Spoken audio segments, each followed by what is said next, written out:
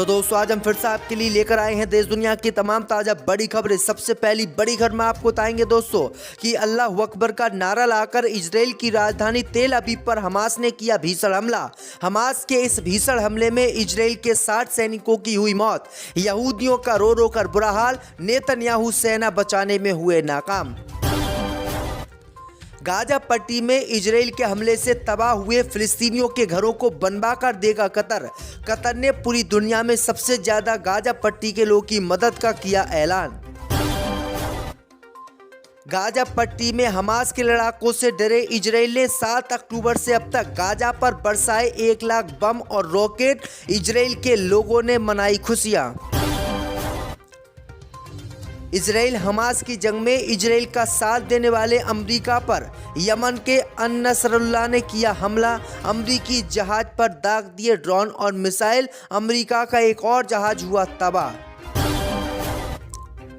Gaza पट्टी के मुसलमानों की मदद के लिए आगे आए रैपर द वीकेंड। $2.5 मिलियन दिया दान। कहा गाजा में बेगुनाह लोगों को मार रहा इजराइल। गुलाम हैदर की मां को देखने के लिए वापस पाकिस्तान जाएगी सीमा हैदर। सीमा हैदर की पाकिस्तानी सास की तबीयत खराब। तो दोस्तों सभी खबरों को आपको एक एक कर बताने वाले हैं। वीडियो को लाइक कर चैनल को सब्सक्राइब कर दें। इसी बीच पर तो दोस्तों अगली खबर की ओर तो अल्लाह अकबर का नारा लाकर तेल अवीव पर बोल दिया हमास ने हमला। एक साथ 60 इजरायली के सैनिकों की मौत। जय दोस्तों आपको बता दें कि गाजा पट्टी में चल रहे युद्ध के बीच इजराइल की राजधानी तेल अवीव में हमास के लड़ाकों ने हाहाकार मचा दिया है। हमास के लड़ाकों ने इजराइल की राजधानी तेल अवीव पर हमला बोल दिया है। इस हमले में इजराइल को सबसे बड़ा नुकसान हुआ है और इजराइल के 60 सैनिकों की मौत हो गई है। वहीं आपको बता दें कि यह हमला हमास की सैन्य शाखा अल कसम ब्रिगेड ने किया है। वहीं आपको बता दें कि इस हमले के बारे में इजराइल ने सपने में भी नहीं सोचा था, लेकिन हमास के लड़ाकों ने ऐसा हमला किया है कि इसकी चीख अमेरिका तक सुनाई दी है और इजराइल को सबसे बड़ा नुकसान हुआ है। तो ये बड़ी अपडेट आ रही दोस्तों कि इजराइल की राजधानी तेल अवीव पर यह हमला इजराइल की सेना पर हमास के लड़ाकों ने किया है। तो ये बड़ी अपडेट आ रही दोस्तों। इसी बीच पर दोस्तों अगली खबर की ओर तो मुस्लिम देश कतर ने फिलिस्तीनी मुसलमानों के लिए उठाया बड़ा कदम। कतर की सरकार ने गाजा में फिलिस्तीनियों के लिए घर बनाने का किया ऐलान। जी दोस्तों आपको बता दें कि इजराइल और हमास की जंग के बीच हमास का समर्थन करने वाले दुनिया के सबसे ताकतवर मुस्लिम देश कतर ने गाजा पट्टी के मुसलमानों के लिए बड़ा ऐलान किया है। दरअसल आपको बता दें कि कतर के राजा तमीम बिन हमद अल थानी ने घोषणा की है कि वह गाजा में 3000 फिलिस्तीनी अनाथों को पूर्ण सहायता प्रदान करेंगे और 1500 घायलों को अपनी निजी जेब से पूरा उनका इलाज प्रदान करेंगे। कतर की सरकार ने गाजा के लोगों के लिए घर भी बनाने की घोषणा की है। उन्होंने कहा है कि गाजा पट्टी में इजराइल की बमबारी में जिन भी फिलिस्तीनी गाजा वासियों के घर तबाह हो गए हैं उन सभी का घर कतर बनवा कर देगा। तो ये बड़ी अपडेट आई दोस्तों कि कतर ने यह बड़ा ऐलान किया है। इसी बीच पर तो दोस्तों अगली खबर की ओर तो हमास से बदला लेने के लिए इजराइल ने 7 अक्टूबर से अब तक गाजा पट्टी पर 1 लाख बमों रॉकेटों से किया हमला। पूरी दुनिया हुई हैरान। दोस्तों आपको बता दें कि गाजा पट्टी में 7 अक्टूबर से इजराइल की सेना ने जो हमले किए हैं उन हमलों में इजराइल की सेना ने 1 लाख बमों और रॉकेटों से गाजा पट्टी पर हमला किया है। इसकी जानकारी गाजा पट्टी के स्वास्थ्य मंत्रालय ने दी है।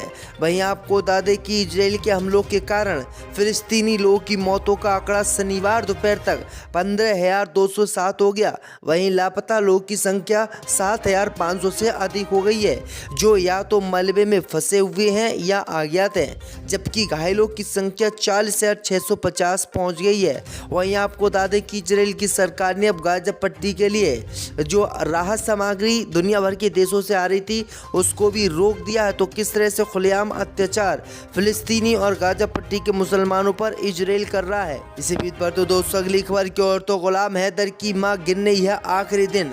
भारत से पाकिस्तान वापस जाएगी सीमा हैदर। दोस्तों आपको बता दें कि अपने पुराने पति गुलाम हैदर को छोड़कर भारत आई सीमा हैदर अब जल्दी पाकिस्तान जा सकती है। दरअसल आपको बता दें कि गुलाम हैदर लगातार सीमा हैदर को वापस बुला रहा है और अपने बच्चों की मोदी सरकार से वापसी की मांग कर रहा है। लेकिन इस बीच खबर सामने निकल कर आई दोस्तों कि सीमा हैदर गुलाम हैदर की मां से मिलने पाकिस्तान वापस जाएगी। दरअसल आपको बता दें कि गुलाम हैदर की अम्मी कुछ ही दिनों की मेहमान है और उनकी तबीयत ज़्यादा ख़राब है और गुलाम हैदर यानी अपने पहले पति गुलाम हैदर की मां को देखने के लिए ही जो है सीमा हैदर वापस पाकिस्तान जाएगी। तो ये बड़ी अपडेट आ रही है दोस्तों। इसी विद पर तो दोस्तों अगली खबर की ओर तो इजराइल हमास की जंग में इजराइल का साथ देने वाले अमेरिका के एक और जहाज पर यमन के हूती विद्रोहियों ने किया मिसाइल से हमला। जब दोस्तों आपको बता दें कि इजराइल और हमास की जंग में इजराइल का साथ देने वाले अमेरिका के जहाज पर मिसाइलों और ड्रोनों से हमला यमन के हिजबुल्लाह ने किया है। वहीं आपको बता दें कि यमन के हिजबुल्लाह ने कहा है कि अमेरिका जब तक इस जंग में इजराइल का साथ देता रहेगा तब तक हम ऐसे ही इजराइल के जो है सिपों को निशाना बनाते रहेंगे और अपने क्षेत्र से इजराइल के सिपों और अमेरिका के सिपों को नहीं गुजरने देंगे। तो ये बड़ी अपडेट आ रही दोस्तों कि इजराइल के साथ साथ अमेरिका को ही भारी मात्रा में इस जंग में नुकसान हो रहा है। इसी बीच पर तो दोस्तों अगली खबर की ओर तो तबाह हुए गाजा के लोग की मदद के लिए आ गया है रैपर द वीकेंड। $2.5 मिलियन दिया दान।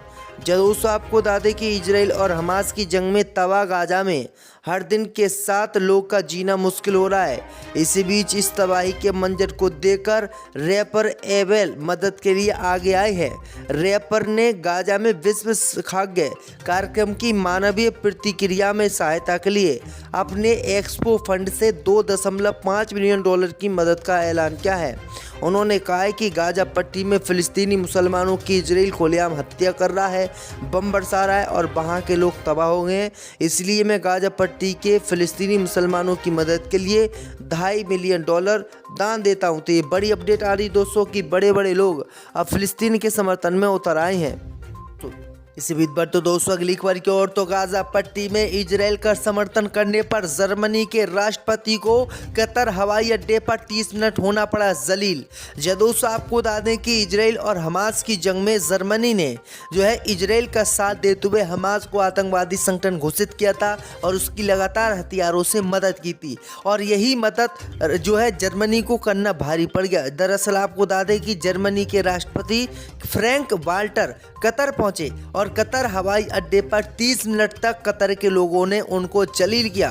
दरअसल आपको बता दें कि क्योंकि उनके स्वागत के लिए कतर का कोई भी अधिकारी एयरपोर्ट पर नहीं पहुंचा, इजराइल के हिमायतियों पर जो है कतर ने लानत भेजी है। तो ये बड़ी अपडेट आ रही है। 30 मिनट तक ये जो है अपना प्लेन रोककर वहां पर खड़े रहे और 30 मिनट के बाद कतर के जो अधिकारी हैं वो जर्मनी के राष्ट्रपति को लेने पहुंचे। तो ये बड़ी अपडेट आ रही दोस्तों कि कतर ने जमकर इनको जलील किया है।